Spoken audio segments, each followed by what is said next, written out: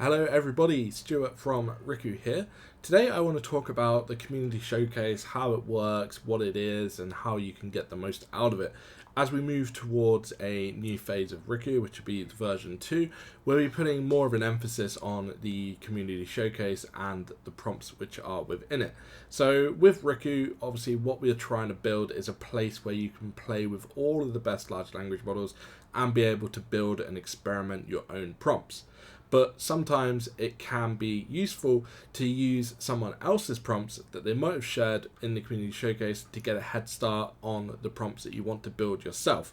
For example, if somebody has already successfully made a blog introduction model, why build a whole new one from scratch when you can go into the community showcase, you can find that prompt that they have created, you can then look at it in the playground yourself, modify the examples to fit the needs of your business, and by doing that you're going to save yourself time and effort. So this is the real power of the community showcase, and let's have a look at how you can get to it within Riku.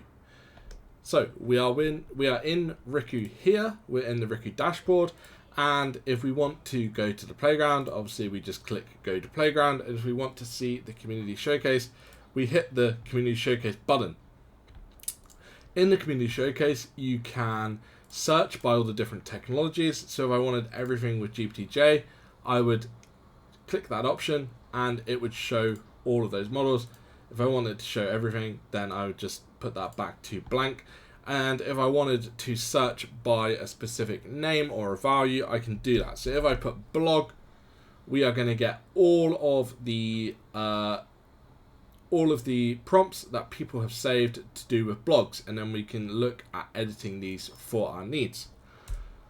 Like everything within Riku, we have the title of the prompt, we have a brief description of what it's about, we have the name of the person who has created the prompt, and we also have the technology. So you can see whether it's GPT-J, whether it's AI21, whether it is OpenAI DaVinci, Cohere, Muse API, or any of the other large language models that we have within Riku. Every time that somebody saves a prompt, they are given the option of either keeping it private or they can share it with the community. Now, if you hit the share with the community button and you go ahead and save your prompt, it doesn't necessarily mean that it's going to automatically appear within the community showcase, because there is still a little portion of vetting that we do on our side to make sure that the prompt is a good fit for the community showcase and it adds value to the community.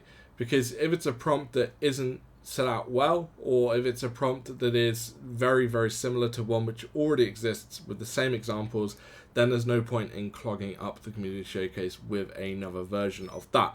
So usually you can expect your prompt to either appear in the community showcase or not appear in the community showcase within sort of 48 hours of submitting it. That gives our team enough time to really go through, see what the prompt is, and make a decision on that. And if there's any tidying up efforts that we need to do, then we do that also. Might just be like a little thing with the prompt where it might be saved a little bit incorrectly, and we might just tidy that up on the back end. So that's sort of the process to get these within Riku. And then if you want to use any of these prompts, and there are a lot of them now within the community showcase, you can just click on them and you are going to be able to use them instantly. So there are a lot of these prompts.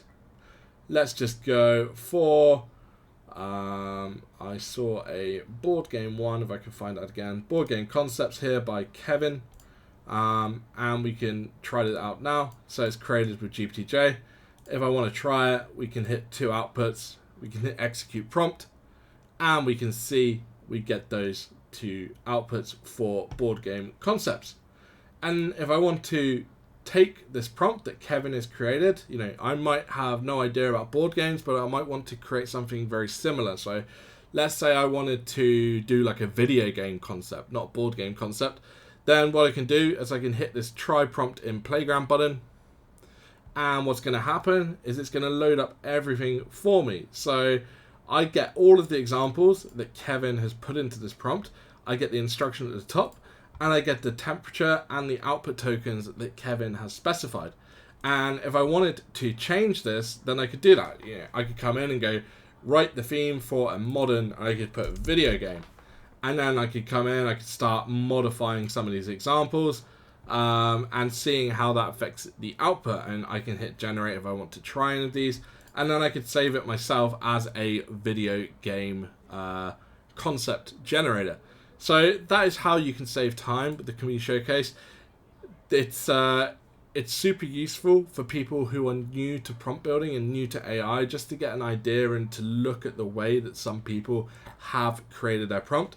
Chances are that if something is in the Community Showcase, it means that it's got the stamp of approval from the Riku team in terms of the structure of the prompt is correct, the settings are correct, and you can sort of take it as a seal of approval that this prompt, if you are to copy the structure, you can't really go far wrong. Going along with this though, we understand that not everyone is going to be creating prompts that they want to share with the community. I've created prompts that I like to keep private myself for my own personal projects or whatever. And whilst we do value that people and users can share prompts if it makes sense for them to do so, we also completely understand that some prompts are made specifically for you and you don't want to share them with anyone else, and that is completely fine. As we move towards the version 2 of Riku, we're going to be putting more of an emphasis on the Community Showcase and trying to display it in a better manner where you can sort, filter, and find things a lot more easily. So that is all coming, that's all to look forward to. I just thought I'd make this quick video just to sort of go over the basics of the Community Showcase, how it works, sort of how the approval process works, and to sort of show you how you can either use the prompt or take the prompt that somebody else has created, like we've done with Kevin's, and use that in the playground to then adapt it to your needs. So I hope this video has been useful. If it has, feel free to leave a like or subscribe to our YouTube channel. It really helps us out.